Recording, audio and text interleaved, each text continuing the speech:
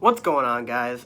Let me start this video with a question. Are you a huge sports fan and do you like going to sports games? Well, today you're in luck because I have a promo code for SeatGeek, which is a ticket sharing app that rates each ticket deal you might come across on a scale of 0 to 10, with 0 being the worst and 10 being the best. Scores more towards 0 show up in red, while scores more towards 10 show up in green.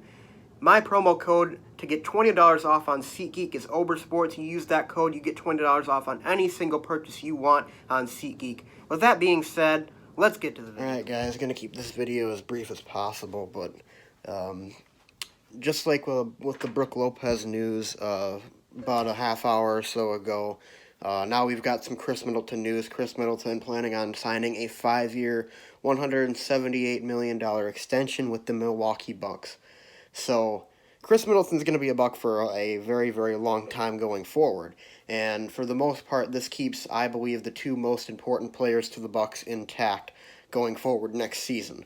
So, I mean, a lot of people didn't really want Middleton back.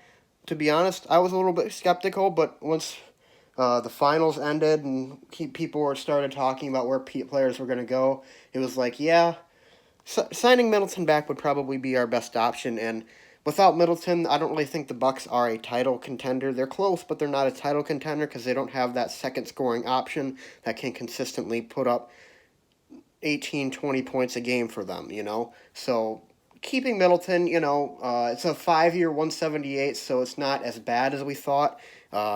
Is he overpaid? Probably, but, I mean, what are you going to do?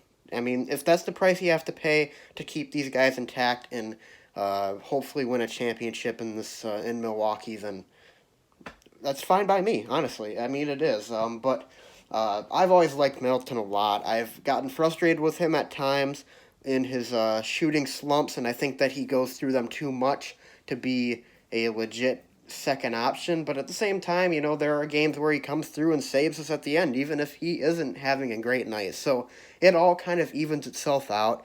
I'm glad Middleton's back. I'm glad that he's a Milwaukee Buck, and I'm glad that the Bucks are deciding to keep this core together. And I mean, if they didn't have Middleton, like I said, who else are they gonna get? They have to have somebody else that's a legit all-star. And Middleton is the only one that's probably willing to come to Milwaukee. And the fact that Giannis loves him, they have great chemistry together, keeping this core intact for years to come is something that the Bucks are smart to do, and that's exactly what they're doing right now. So, anyways, I don't really have too much else to say about it, though. I'm excited that they're coming back. I'm excited Brooks coming back and Middleton's coming back. Hopefully we can get Brogdon and Hill back. Those are the four main guys this offseason. Mirotic went overseas to Barcelona to play in Spain, his native country. He got a $7-year, $79 million deal, but I don't blame him, I liked Mirotic a lot. If he's going to get that kind of money to play in his home country, I don't blame him at all. But anyways, guys, well, that's all I have to say. I want to know what you guys think, though. Is it a smart move for the Bucks to be re-signing all their guys from last year, or do you think they should have been more aggressive going for other free agents? Leave a comment in the comment section down below. Be sure to leave a like and subscribe, and I'll see you guys next time. Fear the deer.